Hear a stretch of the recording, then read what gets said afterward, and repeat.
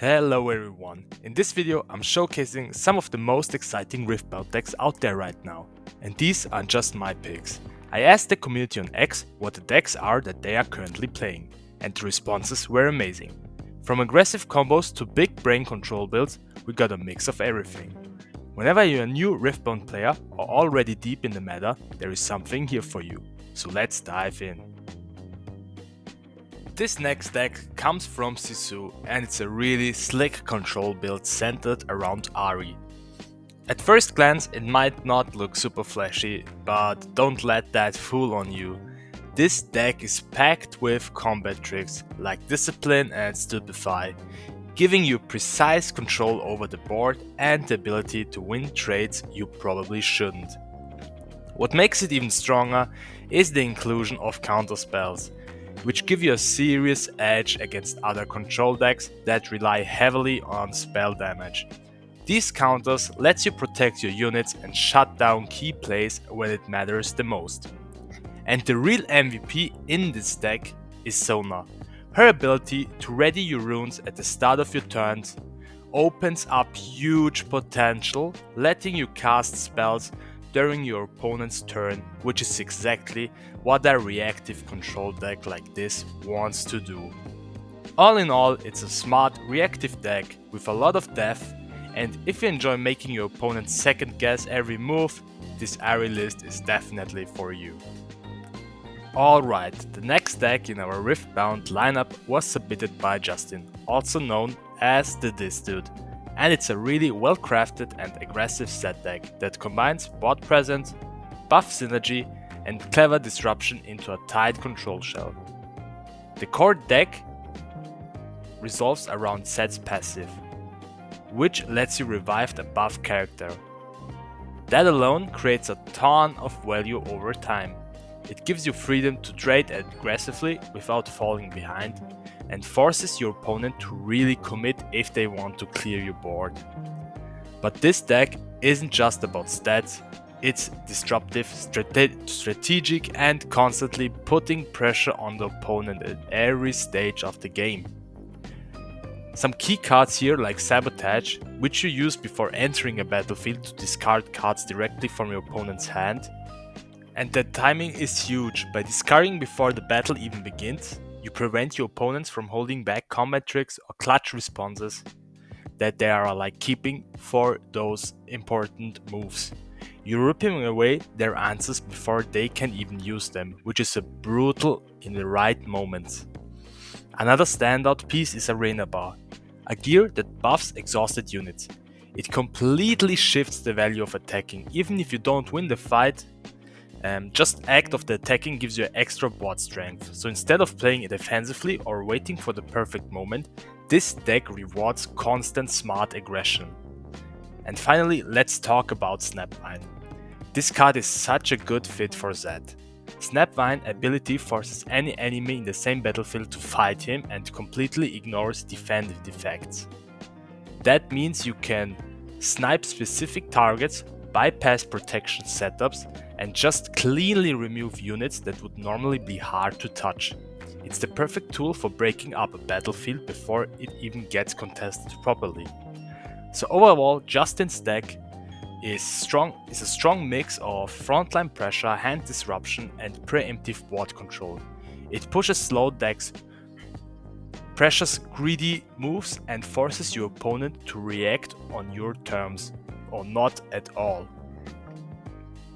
All in all, thank you for the submission and let's go to the next deck.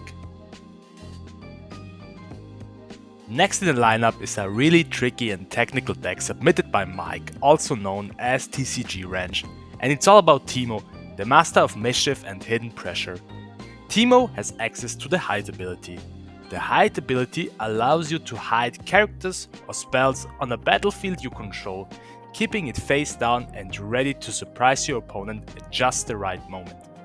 This mechanic creates mind games, forces your opponent to guess your intentions, and give you a real edge in terms of positioning and initiative. The deck thrives on disruption and tempo control, and one of its coolest tools is Nocturne. You can play him almost for free if he's been looked at with cards like Stack Decked, or Mystic Poro. That synergy allows you to generate strong threats without investing too much mana, too much runes, keeping your curve low and your pressure high. Where this deck really shines is in its bounce effects, cards that return enemy characters back to their owner's hand. These aren't just tempo plays, they are devastating when timed correctly. You can completely shut down expensive setups, deny buffs, and erase Battlefield's presence before it even becomes a threat. That said, the Teemo deck is not easy to pilot. It's a high skill, high reward, and demands careful planning. You need to understand the battlefield control, know when to hide, when to reveal, and how to chain bounce effects to ruin your opponent's plan at the worst possible time. Big shoutout to TCG Ranch for this submission. It's a deck that rewards reps, experience, and smart adaptations. If you enjoy outplaying your opponent through trickery and tempo swings, this is absolutely your style and you should definitely check out this deck. Alright, this next deck comes from Taptricity, and it's a creative and powerful Kaiser build that combines graveyard reviving, multiple target spells, and aggressive tempo swings to control the pace of the game from start to finish.